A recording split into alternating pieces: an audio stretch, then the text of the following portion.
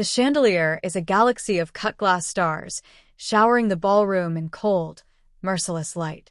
I feel it on my skin, 1,000 tiny spotlights, as I pause in the grand entryway.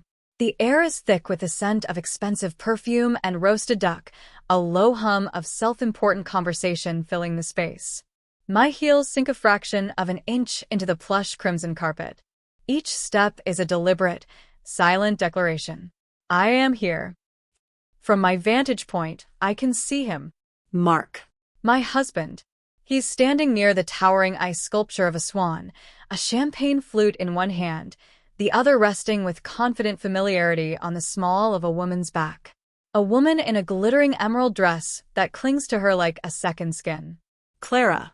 Her name, a bitter taste in my mouth. They are laughing, heads close together, a private island in a sea of tuxedos and gowns. He looks happy, relaxed, utterly untroubled. He has no idea the storm is about to break. He has no idea the ghost he tried to lock away at home is standing right here, ready to haunt him. My heart isn't pounding. It's unnervingly still, a cold, heavy stone in my chest. I take a breath, letting the manufactured elegance of the room fill my lungs, and I start to walk toward the stage at the far end of the room. I don't look at him again. Not yet. The performance hasn't started. But he will see me. Oh, he will see me. If you've ever felt that moment when the world stops, when you know everything is about to change, tell me about it in the comments. I read all of them. And if this story already has you holding your breath, please subscribe. It helps me more than you could possibly know. It started, as these things often do, with a lie so small it was almost perfectly tailored to be believed. Just 3 weeks ago, our life was normal. A comfortable, predictable rhythm. We lived in a house with a garden I was determined to bring back to life, and a mortgage that felt like a third, very demanding resident. Mark was a senior vice president of marketing at a monolithic tech firm called Omnicorp, a title that sounded impressive at dinner parties and required him to be emotionally absent for 60 hours a week. I am a writer, or more specifically, a ghost. I write keynote speeches for CEOs, op-eds for politicians, and entire books for celebrities who can't string 2 sentences together. I am the voice for the voiceless, or more accurately, the eloquent for the inarticulate. My name is never on the cover, but my words are everywhere. I work from a small office overlooking the struggling garden, surrounded by books and the quiet hum of my laptop. Mark used to find it charming. My brilliant, invisible wife, he'd say, kissing the top of my head as he left in the morning, his suit smelling of starch and ambition. In the beginning, it felt like a term of endearment, a private joke. I was his secret weapon, proofreading his reports, punching up his presentations. He'd come home, buzzing from a successful meeting, and say, "We killed it, babe, we." I loved that word. It made me feel like we were a team, building an empire from our separate corners of the world. But over the last year, the word "we" had slowly faded from his vocabulary. It became I closed the deal. I impressed the board. My role as his silent partner had become just silent. The way he spoke about my work shifted too. It was no longer charming. It was a quaint little hobby. When his friends would ask what I did, he'd jump in before I could answer. "Oh, Sarah dabbles in some writing. Freelance stuff. It keeps her busy," he'd say it with a dismissive wave of his hand, as if I were arranging flowers or knitting socks. Dabbling. The word felt like a tiny paper cut. Insignificant on its own, but it stung every time. I was making a 6-figure income from my dabbling, often more than he made in a bad quarter, but I never corrected him. I told myself it was his ego, that he needed to feel like the primary provider, the big shot. It was a small sacrifice, I thought, for a peaceful home. Our evenings had fallen into a pattern. He'd come home late, exhausted and irritable. He'd loosen his tie, pour a whiskey, and scroll through his phone while I asked about his day. His answers were monosyllabic. Fine, stressful, the usual. He'd ask about my day out of habit, but his eyes would be glazed over, already somewhere else. The connection between us felt like a fraying rope, holding on by a few stubborn threads. I kept trying to weave them back together. I'd suggest date nights, weekend trips, anything to break the monotony. He was always too tired, too busy, too stressed. "Next month, babe, I promise," he'd say, the promise as empty as his tone. I felt myself becoming part of the background of his life, like a comfortable piece of furniture he knew was there, but no longer truly saw. Then came the gala. He brought it up one Tuesday night, barely looking up from his steak. "The Omnicorp Annual Vanguard Awards are in a few weeks," he said, swirling his wine. "It's a huge deal this year. The whole executive team from the global headquarters is flying in." My heart gave a little hopeful flutter. A night out. A chance to dress up, to be his partner in public, not just in private. A chance to feel like we again. Oh, that sounds amazing. I'll have to find a new dress. What's the dress code? Black tie. He finally looked at me, a strange, unreadable expression on his face. He put his fork down. "Actually, babe, about that. It's really more of a work thing. Just for employees. Spouses aren't invited this year." The words hung in the air between us, cold and sharp. I felt my smile falter. Oh, "Really? They've always had a +1 policy before. I remember going with you 2 years ago." He shifted in his seat, avoiding my eyes. "Yeah, they changed it. New CEO, new rules. It's all about networking and internal synergy now. Honestly, you'd be bored out of your mind. Just a bunch of tech guys talking shop." He picked up his fork and took a bite of steak, a gesture of finality. The conversation was over. I sat there, the food on my plate suddenly tasteless. It wasn't just disappointment I felt. It was a deeper, colder feeling. A prickle of suspicion. It didn't make sense. A company like Omnicorp, obsessed with its public image of being family-friendly, suddenly banning spouses from its biggest social event of the year? It felt wrong. But I didn't push. I didn't want to be the nagging, suspicious wife. So I nodded, forcing a smile that felt like cracking plaster. "Okay. Well, that's a shame. You'll have to tell me all about it." "I will," he said, his relief almost palpable. He was already back on his phone, scrolling through emails, and I had vanished once more. I sat in the silence, listening to the clink of his fork against the plate, and I felt a profound sense of loneliness. He wasn't just going to a party without me. He was actively, deliberately leaving me behind. And I couldn't shake the feeling that he was relieved to be going alone. The days that followed were thick with attention only I seemed to notice. Mark was almost giddy about the gala, talking incessantly about the presentation he was preparing. He was up for the Vanguard Award in his category, a huge honor that came with a massive bonus and a fast track to a C-suite position. His entire career, he said, was riding on this. I tried to be supportive. I really did. I'd ask about his speech, offer to read it over, but he'd wave me away. "It's fine, I've got it covered," he'd say. "Clara from my team is a real wizard with this stuff. We've been pulling some late nights, getting it just right." Clara. The name had started popping up more and more. Clara had a great idea for the market analysis. Clara found a flaw in the old data. Clara stayed late with him to brainstorm. He spoke of her with an easy familiarity, a spark of admiration in his voice that he hadn't used for me in years. I pictured her in my mind, young, sharp, ambitious, dressed in a power suit, laughing at his jokes in a conference room after hours. I hated myself for the jealousy that curdled in my stomach, but I couldn't help it. I felt like a ghost in my own home, while this Clara was a vibrant, living presence in his. I tried to ignore the gnawing doubt. I told myself I was being paranoid, insecure. He was under a lot of pressure. It was normal to bond with colleagues during a big project. I was a writer. I was prone to creating narratives, to seeing foreshadowing where there was none. I needed to trust him. So I doubled down on being the supportive wife. I made sure his favorite shirts were dry cleaned. I cooked his favorite meals, even when he called at 8 o'clock to say he was stuck at the office and I should eat without him. I was playing a role, and the effort was exhausting. I was the ghost of the supportive wife, floating through our house, leaving no trace. One evening, about a week before the gala, he came home later than usual. I was already in bed, pretending to read a book, the words blurring on the page. He crept into the room, thinking I was asleep. I watched him through my lashes as he undressed in the dim light from the hallway. He unbuttoned his shirt, and for a second, I smelled something other than his usual cologne. It was perfume, a light, floral scent. It wasn't mine. My heart seized. It was a cliché, the oldest one in the book, but the pain was shockingly original. It was sharp and visceral. I lay there, perfectly still, my breathing even, feigning sleep as he slid into bed beside me. He didn't touch me. He just turned his back, and within minutes, his breathing deepened into a steady rhythm.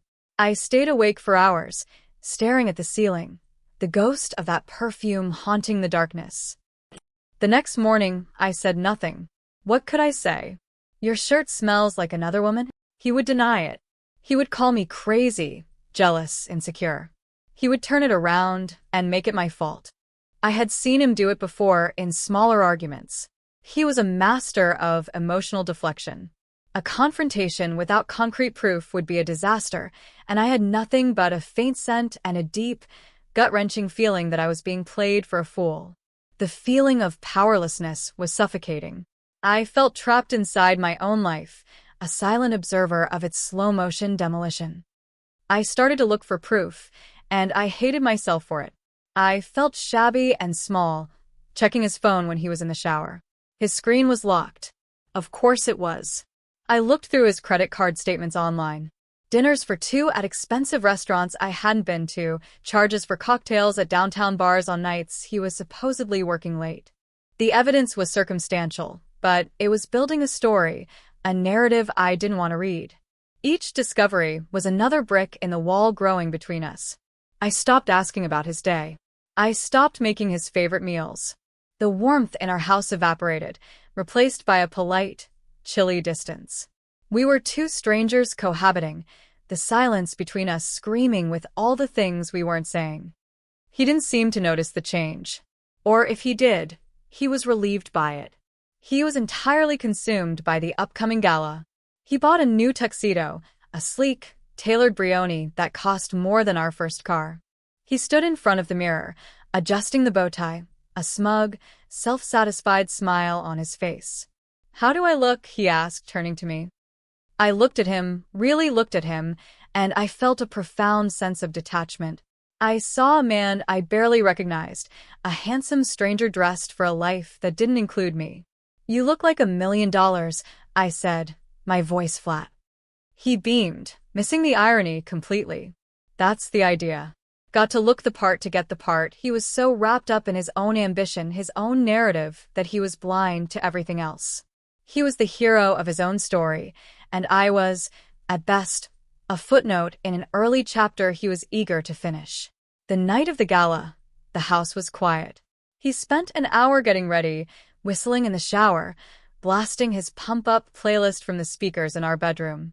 I stayed in my office, staring at a blank page on my screen, the cursor blinking rhythmically, mocking my inability to write. I felt hollowed out, a shell of a person. He came to the doorway of my office, smelling of expensive cologne and success. He leaned against the frame, jangling his car keys. "All right, I'm heading out. Don't wait up, it's going to be a late 1 inch. Good luck with the award," I said, not turning from my screen. "Thanks, babe. I'll text you if I win." He paused, and for a moment, I thought he might say something else. Something real. An apology, an explanation, anything. But he just said, "Have a good night," and then he was gone.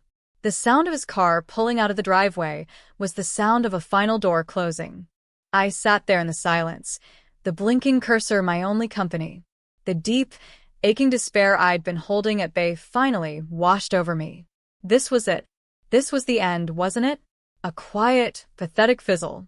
My marriage dying not with a bang, but with the scent of another woman's perfume and a lie about a corporate party.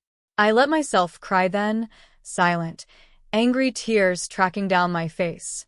I cried for the man I thought I'd married, for the team I thought we were, and for the fool I had become.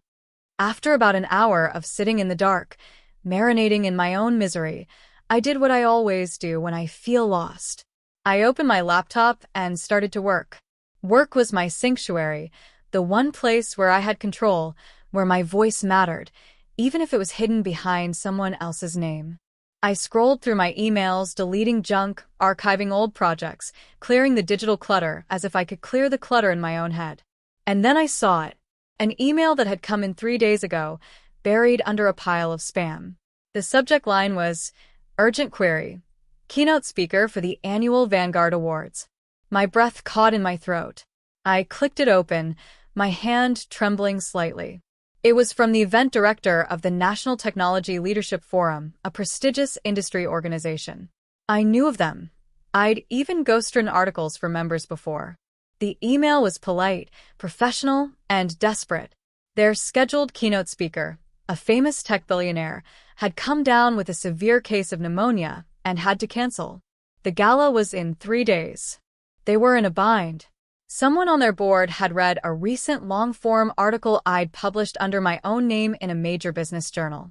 It was a piece I was incredibly proud of, titled "The Ghost Economy: Corporate Narratives and the Unseen Workforce." It was about the armies of strategists, writers, and consultants, the ghosts like me, who shape the stories of major corporations but remain invisible. The board member had been impressed. They wanted to know if I would be available, on incredibly short notice, to be their replacement keynote speaker. I scrolled down, my eyes scanning for the event details. Date: Saturday, November 12th. Venue: the Grand Imperial Ballroom. My blood went cold. It was the same night, the same hotel. I pulled up the Omnicorp website on another tab. There it was, proudly displayed on their homepage. Omnicorp is a proud sponsor of this year's National Technology Leadership Forum's Vanguard Awards Gala. It wasn't an Omnicorp party. It was an industry-wide event. And Omnicorp wasn't the host. They were just a major sponsor. The lie was suddenly so much bigger, so much more elaborate than I had imagined. He hadn't just told me I couldn't come to his office party. He had lied about the very nature of the event itself. Spouses weren't banned. It was an industry gala. There would be hundreds of spouses there. He had constructed an entire fiction to ensure I wouldn't be in that room. And the reason was standing next to him right now, in an emerald green dress. The despair I'd felt just moments before began to burn away, replaced by something else. A cold, hard anger that was terrifyingly clear. The world didn't shrink. It sharpened. The blurry edges of my sadness solidified into a diamond-hard point of rage. He didn't just think I was boring, or that I wouldn't fit in. He thought I was stupid. He thought he could sell me a cheap, flimsy lie, and I would just sit at home, patiently waiting for him to text. He had underestimated me. He had underestimated his dabbling wife. He saw me as a ghost, so he thought I was powerless. He had forgotten that ghosts can do more than just haunt. They can bear witness. I looked at the email again. "We understand this is an incredible ask," it read, "but your perspective on corporate storytelling is exactly the kind of provocative, insightful message we want to close our evening with. We can offer our full speaker's fee and cover all expenses." My fingers hovered over the keyboard. I could confront him. I could forward him the email with a single question mark. I could blow up our life with a screaming match, with accusations and tears. The wreckage would be spectacular. But what would be the point? He would just lie more. He would twist it, deny it, make it my fault for snooping, for not trusting him. I would get a messy, ugly, unsatisfying end. Or I could do something else. I could choose a different ending to the story. An ending he would never see coming. An ending where I wasn't the victim. An ending where I was the one holding the pen. A slow smile spread across my face. It felt alien, sharp and dangerous. I took a deep breath, the first clear breath I'd taken in weeks. And I started to type. "Dear Ms. Albright, thank you for your kind words and the incredible offer. It would be my absolute honor to speak at the Vanguard Awards. I look forward to it." I hit send. The sound of the email departing felt like the first shot in a war he didn't even know had been declared. The next 72 hours were a blur of focused, feverish energy. The grief and anger didn't disappear, but I funneled them. I packed them into a tight, dense ball of fuel and set it on fire. I had a speech to write, and it was going to be the best work of my life. I didn't sleep. I barely ate. I lived on coffee and the cold thrill of what I was about to do. I locked myself in my office, telling Mark I was on a tight deadline for a new client, a lie that was, in its own way, the absolute truth. He barely registered it, too busy practicing his own acceptance speech in the mirror. The speech I wrote wasn't just the one they had asked for. It was more. The theme, the ghost economy, had become deeply, painfully personal. I wrote about the power of narrative, how companies and people build empires on stories. I wrote about the silent contributions, the invisible architects of success. Every sentence had a double meaning, a professional insight wrapped around a shard of personal truth. It was a Trojan horse of a speech, elegant and academic on the outside, but with a heart full of soldiers on the inside. I wrote about loyalty, about partnership, about the danger of believing your own press. I wrote about what happens when the people in the background, the ones you take for granted, finally decide to step into the light. The words flowed out of me, sharp and clean and true. It was my story, and I was finally going to tell it. The day of the gala, a strange calm settled over me. Mark was a bundle of nerves, pacing the house, practicing his smile. I was an island of tranquility. He found my detachment odd. "Are you okay?" he asked, adjusting his cufflinks. "You're very quiet. Just focused on a deadline," I said, my voice even. "It's a big one." Right. "Well, don't work too hard," he said, his attention already back on his own reflection. I had arranged everything. I had booked a room at the hotel for the afternoon so I could get ready in peace. I bought a dress online with overnight shipping. It wasn't a glittering, sexy dress like Clara's would be. It was a Tom Ford power dress, stark white, with architectural lines and a cape-like back. It was armor. It was the uniform of a woman who is not there to be admired, but to be heard. I left the house hours before he did. "I'm meeting a friend for an early dinner," I told him. He just grunted in reply, too busy rehearsing his list of people to thank. The lie slid off my tongue with practiced ease. I was getting good at it. I wondered if this was how it started for him. In the hotel room, I laid everything out. The dress, the shoes, the printed-out speech. I showered, the hot water washing away the last of my hesitation. As I did my makeup, I looked at my reflection. The woman staring back at me was different. The sadness was still there, deep in my eyes, but it was surrounded by something new. A glint of steel. A resolve I hadn't seen before. I was not the woman who had cried in the dark just 3 nights ago. That woman was gone. I was her ghost. When I was finally ready, I stood before the full-length mirror. The woman in white looked powerful, Composed. unbreakable. I picked up my speech, the pages cool and heavy in my hand. I walked out of the room, not towards a confrontation, but towards my own coronation. The walk from the elevator to the ballroom entrance was the longest of my life. Every step echoed on the marble floor. I could hear the muffled roar of the crowd, the clinking of glasses, the sound of the life I was about to shatter. I pushed open the heavy doors and stepped into the light. And that's when I saw him. Saw the lie given form. Saw him with her. Saw the casual intimacy that confirmed every fear I'd had. But the pain was distant now, a dull ache behind the fortress of my resolve. I didn't look for him to see me. I had a different destination. I walked past the tables, a sea of unfamiliar faces turning to look at the woman in white who had just entered. I found the event director, Ms. Albright, a harried-looking woman with a headset.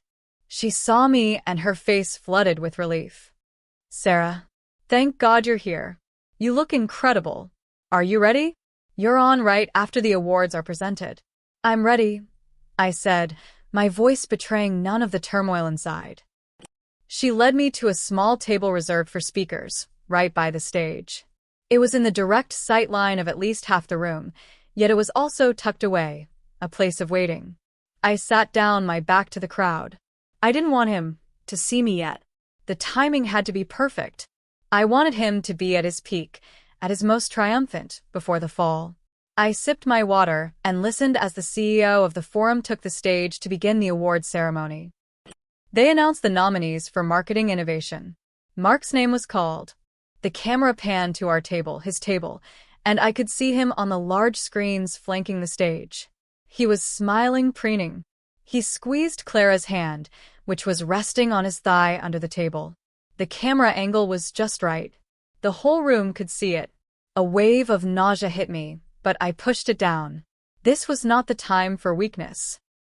And the Vanguard Award for Marketing Innovation goes to Mark Peterson of Omnicorp. The room erupted in applause. His face, projected 20 feet high, was a mask of ecstatic disbelief. He kissed Clara, a quick, triumphant peck on the lips, before he stood up and straightened his tuxedo. He thought no one would notice. He thought he was invisible in his own little world. He walked to the stage, basking in the applause. He shook the CEO's hand, accepted the heavy, star-shaped award, and stepped up to the podium. "Wow," he began, his voice thick with emotion. "I am just speechless. I have to thank my incredible team at Omnicorp, especially my brilliant colleague, Clara Jensen, whose insights were invaluable." He paused, and I saw his eyes scan the room. He was looking for her, and he smiled when he found her. "We pulled some crazy hours for this, and it was worth every second," he went on, thanking his mentors, his bosses. And then he played his final card, the one that made my blood run cold. "And finally," he said, his voice dropping into a sincere, heartfelt tone, "I have to thank my amazing wife, Sarah. She couldn't be here tonight, but she is my rock. Her unwavering support and belief in me, even when I'm working impossible hours, is the foundation for everything I do. This is for you, babe. I love you." The room was filled with a soft, appreciative, they were eating it up. The devoted, brilliant husband, thanking his supportive little wife at home. The hypocrisy was so breathtaking it was almost beautiful. I felt 100 pairs of eyes on me, the people at the surrounding tables who knew who I was, who had been introduced to me by the event staff. Their faces were a mixture of confusion and pity. I just sat there, my expression serene, my hands folded in my lap. I let him have his moment. I let him dig his own grave with a silver spoon. He walked off the stage, a conquering hero, and the MC returned to the podium. Ladies and gentlemen, what an inspiring moment. And now, to close our evening, we have a very special guest. Our original keynote speaker was unfortunately forced to cancel at the last minute. But as luck would have it, we found someone even better. She is one of the most brilliant minds in corporate strategy and narrative, a voice behind some of the biggest brands in the world. Her recent article, The Ghost Economy, has started a vital conversation in our industry. Please join me in giving a warm welcome to Sarah Peterson. I stood up. The name echoed through the ballroom, amplified by the sound system. Peterson. I saw Mark, who had just reached his table, freeze. His hand, holding the award, stopped halfway to setting it down. He turned his head slowly, his triumphant smile dissolving into a slack-jawed mask of pure, unadulterated shock. His eyes locked with mine across the crowded room. The color drained from his face. He looked like he had seen a ghost. And in a way, he had. I walked towards the stage, the white of my dress a beacon in the dim light. The applause was scattered at first, confused, and then it grew as people connected the dots. The wife who couldn't be here tonight was walking to the stage. I could feel his stare on my back, a physical weight. I could feel the entire room holding its breath, sensing that the polite facade of the evening had just cracked wide open. I stepped up to the podium, the same one he had just left. I adjusted the microphone, my movements calm and deliberate. I looked out at the sea of faces, a blur of jewels and curiosity. I found his table. He was still standing, frozen in place. Clara was looking at him, then at me, her face a canvas of dawning horror. I looked at the head table, where the CEO of Omnicorp, a formidable man named Mr. Harrison, was watching me with intense, narrowed eyes. I had their full attention. "Good evening," I began, my voice clear and steady, filling the cavernous room. There seems to be a small misunderstanding. I'm Mark's wife, Sarah. And as you can see, I am, in fact, here tonight. A wave of murmurs rippled through the audience. I didn't smile. I didn't look at Mark again. I simply opened the folder with my speech. My husband is right about one thing, though. I continued, my voice smooth as silk. He wouldn't be where he is today without my support. In fact, that's what I'm here to talk about tonight. The unseen, the unheard, the ghosts in the machine. And then I began. I delivered my speech, word for word, exactly as I had written it. I talked about the corporate world's addiction to the myth of the singular genius, the lone visionary. I spoke of the teams, the partners, the spouses, the assistants, the writers, the ghosts who build the pedestals for these heroes to stand on. I never mentioned Mark's name again. I didn't have to. Every word was aimed at him, a precisely calibrated missile. I spoke about the language of success. We build narratives, I said, looking out at the rapt audience. We tell stories about our brands, about our leaders. We talk about integrity, about partnership, about vision. But the most important story is the one we live, not the one we tell. When the two don't align, the entire structure becomes a house of cards. A beautiful, glittering lie, ready to collapse at the slightest breath of truth. I could feel the tension in the room tightening with every sentence. No one was eating. No one was whispering. They were mesmerized, caught in the drama. They knew this was more than a speech. It was a reckoning. I saw Mark slowly, mechanically, sink into his chair. He looked small, shrunken in his expensive tuxedo. He stared at his award on the table as if it were a poisonous snake. Clara had leaned as far away from him as she possibly could, her face pale. I concluded with a passage about ghosts. The funny thing about ghosts, I said, my voice dropping to an almost conspiratorial whisper, is that we are trained to be invisible. We thrive in the shadows. We let others take the credit. But we are always watching. We are always listening. And we know where all the bodies are buried. The biggest mistake you can ever make is to forget that we exist. Because one day, we may decide to stop haunting the halls and take center stage. And we will have a hell of a story to tell. I finished. For a heartbeat, there was absolute, stunned silence. The entire room seemed to be processing what they had just witnessed. And then one person started to clap. It was Mr. Harrison, the CEO of Omnicorp. He was on his feet. Then another person stood, and another, until the entire ballroom was on its feet, the applause deafening, rolling over me in a massive, validating wave. It was more than just appreciation for a good speech. It was an acknowledgement of the drama they had just seen, an ovation for the quiet, devastating power of the truth. I looked at Mark. He was the only person in the room still sitting, his face ashen, looking at me with a mixture of terror and something that looked like awe. He finally saw me. He saw me. I nodded once to the crowd, a small, grateful acknowledgement, and walked off the stage. I didn't go back to my seat. I headed straight for the exit. But I was intercepted before I could get there. A crowd of people swarmed me, shaking my hand, telling me the speech was brilliant, inspired, a tour de force. And then, the crowd parted, and Mr. Harrison was standing in front of me. He was a tall, imposing man in his late 60s, with eyes that seemed to see everything. "Miss Peterson," he said, his voice a low rumble. That was, without a doubt, the most compelling and insightful speech I have heard in my 20 years in this industry. "Thank you, Mr. Harrison," I said, my voice steady. He glanced over my shoulder, in the direction of Mark's table. Mark was now on his feet, trying to make his way towards us, a desperate, panicked look on his face. Harrison saw him, and a flicker of utter contempt crossed his features before he turned his full attention back to me. "Your husband," he said, his voice laced with a dry, cutting irony, "has never once mentioned the nature of your work. He's always told me you were in, I believe the term he used was freelance editing." "I dabble," I replied, a small, cold smile touching my lips for the first time that night. Harrison let out a short, sharp laugh. He understood immediately. "I see. Well, Ms. Peterson, your dabbling is more insightful than the work of my entire marketing department. I've been saying for months that our corporate narrative is stale, that we've lost the plot. Mark and his team, he gestured vaguely in Mark's direction with a dismissive flick of his wrist, have been spinning their wheels on a new messaging strategy for 6 months, with absolutely nothing to show for it but a bigger budget request. Mark had finally reached the edge of our circle, hovering, trying to catch his boss's eye.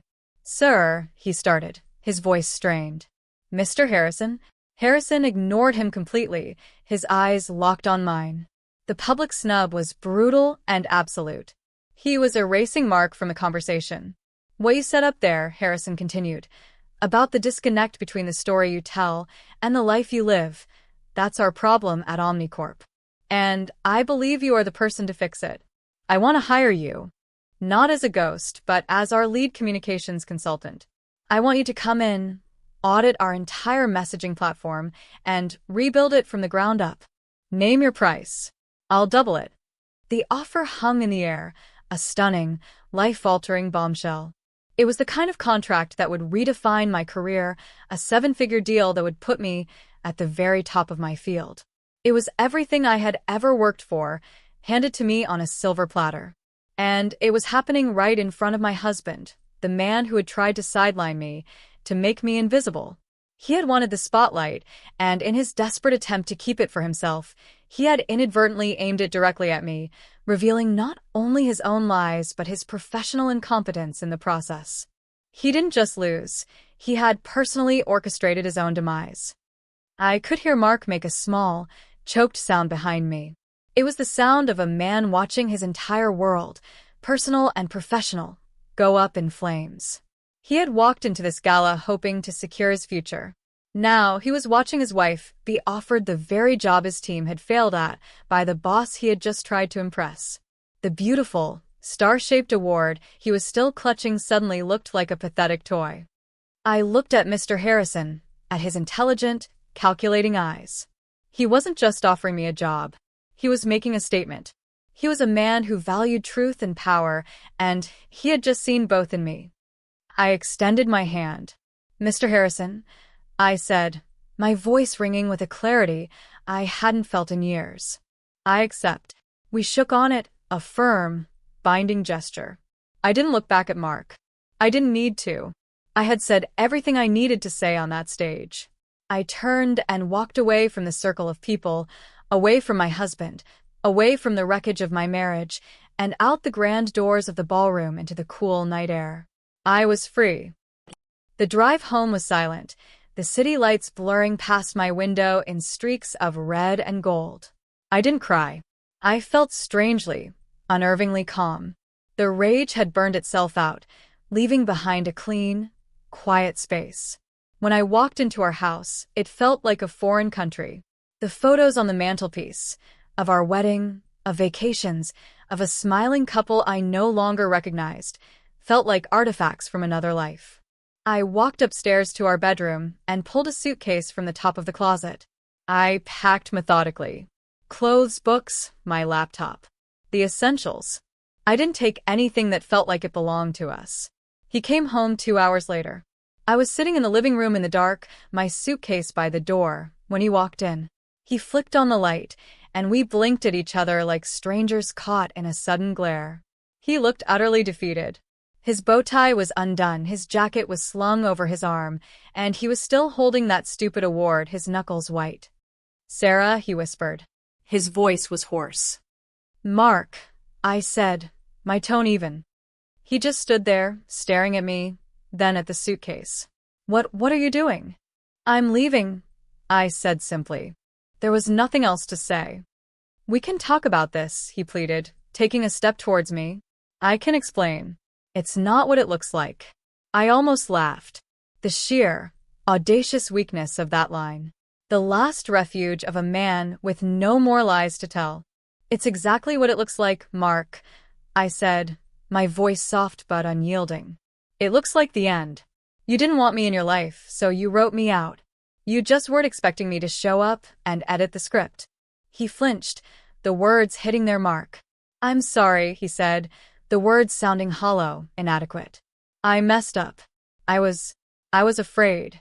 Afraid of losing my shot. Clara, she doesn't mean anything.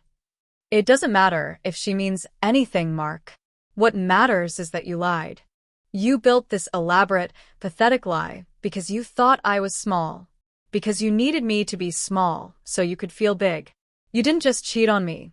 You disrespected me. You erased me. And I will not be erased. He finally seemed to understand. The fight went out of him, and he slumped against the doorframe, his shoulders sagging. The award slipped from his grasp and clattered to the hardwood floor, the sound unnaturally loud in the silent house. He looked at it, then back at me, his eyes filled with a dawning, desperate grief. The grief of a man who has just realized he has lost everything and has no one to blame but himself. I stood up and picked up my suitcase. I walked to the door, pausing beside him. I didn't look at him. I just looked straight ahead, at the new life waiting for me on the other side. "Goodbye, Mark," I said. And I walked out, closing the door softly behind me. I didn't look back. 6 months later, I am sitting at the head of a mahogany conference table on the 40th floor of the Omnicorp Tower. The view of the city's skyline is breathtaking. My city, my office, my team. Mr. Harrison is sitting to my right, nodding as I walk my new marketing directors through the final phase of our global brand relaunch. The campaign is called Authenticity. It's about aligning the company's internal culture with its external message. It's about telling the truth. It's the best work I have ever done. I hear whispers about Mark sometimes. He was demoted, moved to a satellite office in a different state, a place they send people to quietly finish out their careers. His Vanguard Award was rescinded for conduct unbecoming of a company leader. Clara was transferred to another department. Their little island was washed away in the storm I created. I don't take any pleasure in his downfall. I feel a distant, clinical sadness for the man he was and the man he chose to become. But his story is no longer my concern. I am busy writing my own. Some nights, when I'm working late and the city lights twinkle below like a fallen constellation, I think about that woman in the white dress. I think about her fear and her fury and the strange, terrible alchemy that turned her pain into power. He meant to break me. He meant to lock me away in the dark. But instead, he gave me the greatest gift imaginable. He gave me a stage, a microphone, and a story the world wanted to hear. He made me visible. And for that, in a strange, complicated way, I will always be grateful. I am no longer a ghost. I am the one who tells the story. That night, I found my voice. If my story helped you feel like you could find yours, I'd love to know. Subscribing helps bring more of these to life.